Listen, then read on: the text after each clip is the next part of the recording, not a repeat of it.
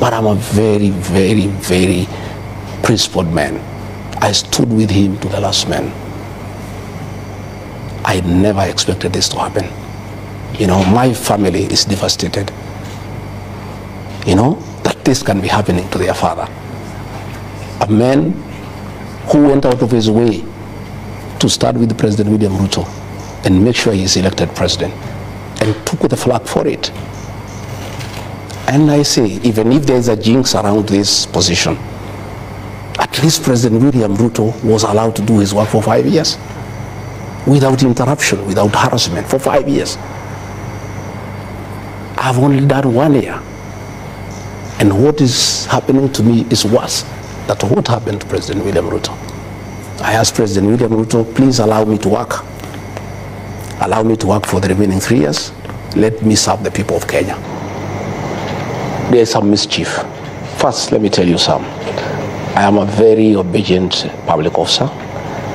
I was a man in uniform, and I have tremendous respect for the president and his office. And I will be the last person not to attend events by the president or to go late. And from the way I read it, there is some mischief to remove me from the diary, from the page where the diary is, so that once I don't attend presidential events, it can be purported that I am absconding duty. You know, and I hear that is one of the grounds they wanted to look for impeachment, you know, so that they say Rigathi Gachagua does not attend presidential functions. Or again, sometimes they want me to get late so that it appears like I'm disrespectful. I want to ask the people who work around the presidency not to create conflict between the president and myself. I am the Deputy President of the Republic of Kenya, elected by the people. And I am the principal assistant of the president. It is only right and fair that I have access to the presidential diary so that I align my diary with his diary because he's the boss. But if I'm in the dark and I don't know what is happening, I am not an angel to know exactly where the president will be at what time, then it's not right. So if Kenyans don't see me in a presidential function, I want to tell them today it's because I am not aware of the function. And the function they see me in is the one I've been invited. But previously, I had access to the diary, and without even talking to the president or even to the controller, I would align my diary with his, because his takes precedence over mine because he's a boss. You know, now it becomes very difficult for me even now to work on my diary because I don't know what the president has. So it has really even made my work very complicated because I am just there not knowing what the president has. So I am not able to arrange my events, you know, going forward. But what I'll do, I'll talk to the president at the right time, and I'll see what is the problem. Okay. I don't think the president, in my view, will be petty to ask anybody to remove from the diary. I think it's just some handlers around the presidency who want just to create mischief, to portray me as somebody who is disrespectful, and to portray me as somebody who is absconding duty. I am a workaholic, and everybody knows, including the president. I'm available for duty. I'm available to assist the president 24/7. Right. But work needs to be made, you know, straight so that we are able to work properly. So that I align my diary with his, and I'm able to assist him as it is supposed to be. All right. Who is the custodian of that diary?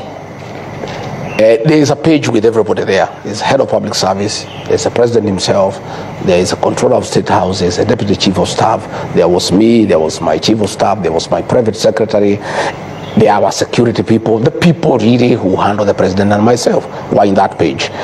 And you know, we even share. What do you mean with the page? No, they are the ones who handle the president's issues, his movement. You know, hospitality people, security people in that page. So that once his activities are known, everybody aligns automatically, and there has been a lot of efficiency because you have the information so that you are able to plan, you are able to coordinate. If you are flying, you know, you are going by chopper, you prepare. If you are going by road, you know. But when you don't have that information, then it becomes extremely difficult for my office to align with the president's office. Help Kenyans understand. So this diary, is it a physical book? It's a WhatsApp group. It's a WhatsApp group. WhatsApp group. It's every day, things now are good with this digital space. It's a WhatsApp group, and it's updated as you go on. And the president updates it sometimes himself, the controller does, and we all keep on aligning. So, sometimes he'll have a program, he'll move it from this day to that day. I get into my diary and change mine and align with his. You understand? So your team is no longer in that WhatsApp? No, I am myself. I was removed. My private secretary was removed. My chief of staff was removed. So we have no access to the president's diary. Who removed you? The private secretary to the president. Who's that? Yeah. He's called Mayo. I'll show you. I was looking for my phone. I wanted to show you.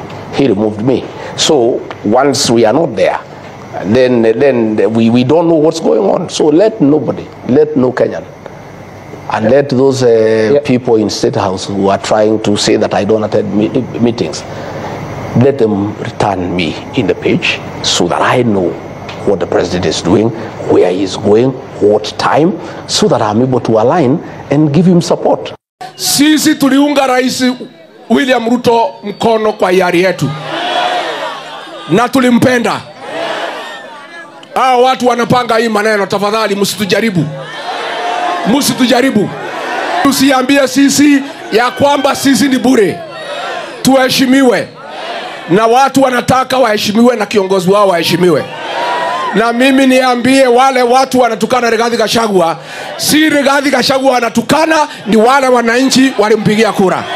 Mimi nataka nimalizie kwa kuwauliza sisi wote tuweze kutembea barabara ya umoja, tuungane, tushirikiane, tufanye kazi pamoja. Sisi hawa wananchi, umesikia askofu walisimama mbele ya madhabahu wakatuombea, na walituombea tupate nafasi ya uongozi, na hiyo nafasi ya uongozi Mungu ametubarikia tumepata. Nafasi ambayo iko sasa yetu kama viongozi ni kujenga taifa letu, kupanga maendeleo ya barabara, ya maji, ya shule, ya elimu, ya mahospitali, ya ajira ya vijana wetu, mambo ya housing, mambo ya markets. Hiyo mipango yote hapa Nyeri tunajenga soko mpya 11. Ine tayari, moja karibu 90%, ingine inaendelea. Hapa Nyeri mpango yetu ni first 5,000 houses. Zingine ziko hapa, zingine ziko katika mpango yetu. So hiyo mpango yote. Maneno ya 2027. Tafadhali tupunguze mambo ya 2027. Huko 2027 ni Mungu na wananchi ndio wataamua. Lakini sasa tuko na miaka mitatu. Hii miaka mitatu haitakuwa tu ya kupanga vile utashinda tena 2027. Panga kwanza vile ya kutumikia hawa wananchi.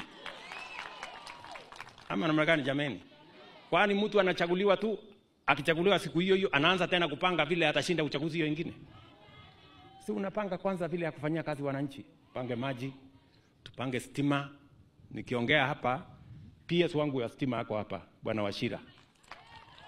Huyu Bwana Wachira nimemwambia hapa Nyeri katika awamu ya kwanza ambaye program inaendelea saa hizi, nyumba 10,000 mpya tuweke stima. Kufikia Disemba tutaongeza milioni 575 ingine, nyumba zingine 10,000 kutokea Januari tukisonga mbele.